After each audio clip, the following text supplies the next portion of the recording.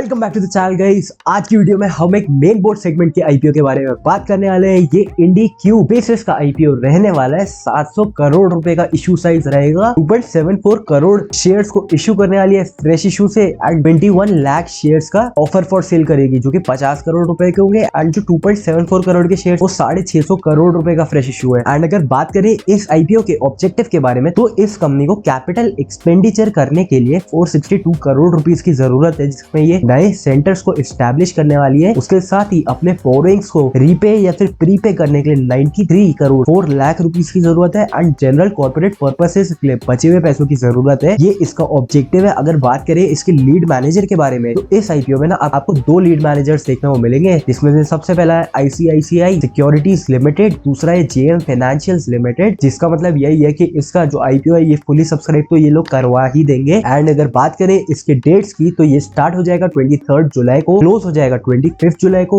इसकी अलॉटमेंट 28 जुलाई को पता लगेगी। रिफंड्स एंड शेयर्स क्रेडिट 29 जुलाई को होंगे। एंड ये लिस्ट हो जाएगा 30 जुलाई को। ₹1 पर शेयर की फेस वैल्यू पे आया है। एंड 225 टू 237 रुपीज पर शेयर का प्राइस बैंड रखा गया है। एक लॉट के अंदर आपको 63 शेयर्स देखने को मिलेंगे। एंड इसमें एम्प्लॉय कोटा भी दिया हुआ है, जिसमें एम्प्लॉइज के 22 रुपीज का डिस्काउंट है। रिटेल कैटेगरी में एक लॉट को अप्लाई करने के लिए 14,931 रुपए की एप्लीकेशन लगानी होगी। स्मॉल HNI कैटेगरी में मिनिमम 14 लॉट्स की एप्लीकेशन लगेगी, जिसमें 882 शेयर्स होंगे। एंड ये 2,09,034 रुपीज की रहेगी। बिग HNI में मिनिमम 67 लॉट्स की एप्लीकेशन लगानी ही होगी, जो कि 4,221 शेयर की रहेगी, जिसके लिए आपको 10,377 रुपीज देने होंगे। इस कंपनी के बारे में, ये 2015 में इनकॉर्पोरेट हुई एक कंपनी है IndiCube स्पेसेस लिमिटेड नाम से, जो कि मैनेज करती है sustainable and tech driven work space solution, जिसमें इनका एम है ट्रांसफॉर्म करने का ट्रेडिशनल ऑफिसेस को मॉडर्न बिजनेसेस बनाने में। एंड ये एम करते हैं ट्रेडिशनल ऑफिस एक्सपीरियंस को चेंज करने के लिए, जिसमें ये मॉडर्न इनोवेशन लेके आते हैं। The company offers diverse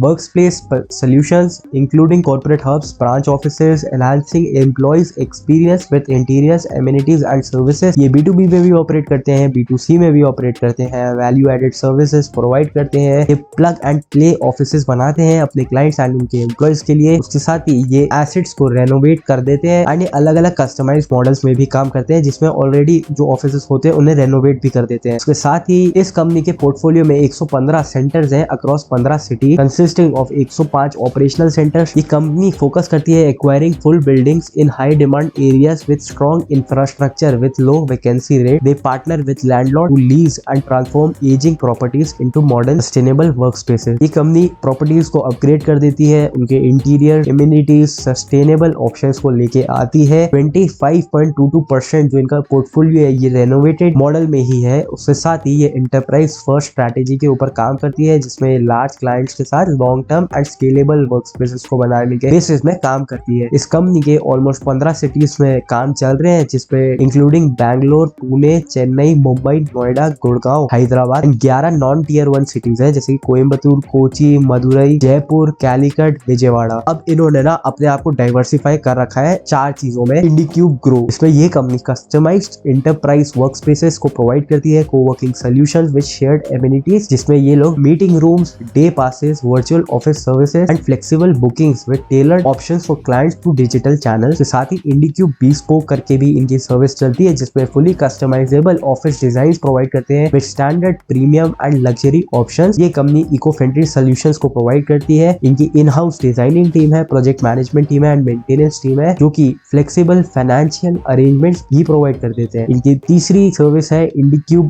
One, जिसमें ये company technology enabled properties provide करती है। इसमें फैसिलिटी मैनेजमेंट सर्विसेज भी होती है, including asset management, employ services, IT solution, green initiatives, all aligned with ISO certification to ensure quality, safety and sustainability. Fourth service है MIQ workplace technology stack, जिसमें ये company enhance करती है work space efficiency, engagement, community app offer करती है employees की easy access के लिए, like booking meeting rooms, transportation, meals, desk reservation, help desk request and community events. इस कंपनी के 625 परमानेंट एम्प्लॉइज है। एंड यही सब है भाई इस कंपनी के बारे में। बोलने को ये कंपनी बहुत सारा ही काम करती है, बट इन शॉर्ट यही है कि ये अलग अलग मॉडल्स में काम करते हैं। इनका बेसिक एंड जो काफी बड़ा मॉडल है वो ये है कि ये लोग पुराने बिल्डिंग्स में, जो कि ऑलमोस्ट बंद ही होने वाली है, उन बिल्डिंग्स को ये लोग लैंडलॉर्ड्स के साथ मिल करके लीजिंग टर्म्स या फिर रेंटल टर्म्स के बेसिस में उनको रेनोवेट करते हैं, वर्क स्पेसेस बनाते हैं, उसको फिर लोगों लोगों को, ऑफिस को, बड़ी कंपनीज को रेंट पे देते हैं। उसके साथ ही ये अलग अलग कोवर्किंग स्पेस भी बनाते हैं, जो ऑलरेडी ऑफिस है उन्हें रेनोवेट भी करते हैं। उसके साथ ही इनका 22% पोर्टफोलियो यही रेनोवेशन वाले सर्विसेज से ही आता है। एंड जैसे कि आपको मैंने काफी सारे इमेजेस भी डिस्प्ले करे होंगे, तो आपको एक तरीके से समझ आ गया होगा ये कंपनी है क्या, करती है। अगर बात करें इसके फाइनेंशियल्स की, तो 2023 में इसका जो रेवेन्यू था ये 600 करोड़ रुपए का था। 2024 में 867 करोड़ पे पहुंच गया एंड 2025 में बढ़कर के 1100 करोड़ पे पहुंच गया है। जो रेवेन्यू है ये 27% इंक्रीज हुआ है 2024 के कंपैरिजन में। प्रॉफिट आफ्टर टैक्स की बात करें तो 2023 में 198 करोड़ रुपीस का लॉस था, 2024 में 341 करोड़ रुपीस का लॉस रिपोर्ट करा है इस कंपनी ने। उसके साथ ही 2025 में 139 करोड़ रुपीस का लॉस रिपोर्ट करा है। अब जो लॉस है वो डिक्रीज तो हुआ है, 59% से इनका जो लॉस है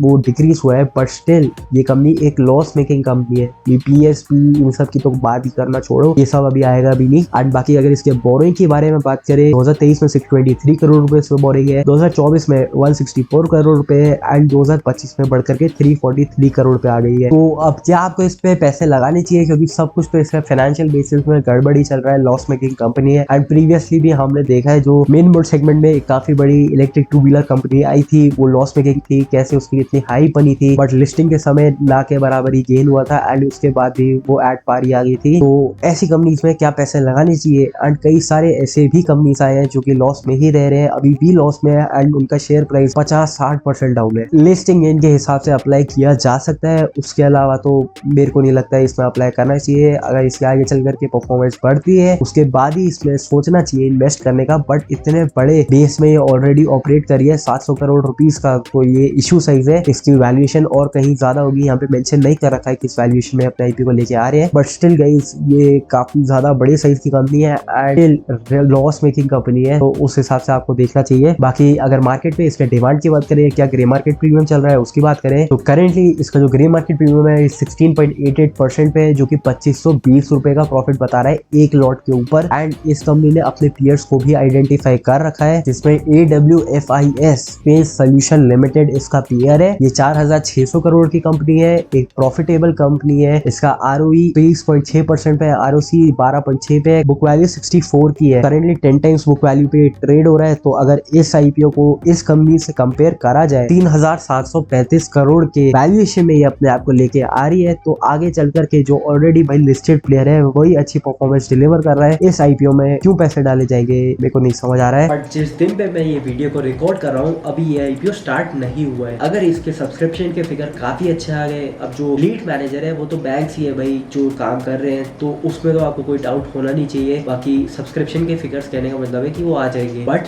जो मार्केट में डिमांड है इसकी, अगर वो आगे चल करके खट जाए, क्योंकि ये एक लॉस मेकिंग कंपनी है, तो इसमें अप्लाई नहीं करना है। बट अगर डिमांड बनी रही, ग्रे मार्केट प्रीमियम बना रहा, सब्सक्रिप्शन के फिगर अच्छे ही रहे ना, तब इसमें अप्लाई करने के बारे में सोचा जा सकता है। एंड मेरे बोलने या ना बोलने में आपको अप्लाई नहीं करना है, फुल डिस्क्लोजर है। ये वीडियो कहीं पे पसंद आई वीडियो को तो लाइक कर देना, चैनल को देना सब्सक्राइब। मिलता हूं बहुत जल्द एक और न्यू वीडियो के साथ या फिर किसी आईपीओ के साथ। मेरा नाम है पंकज और आप देख रहे हैं finance with Pankaj. Bye guys.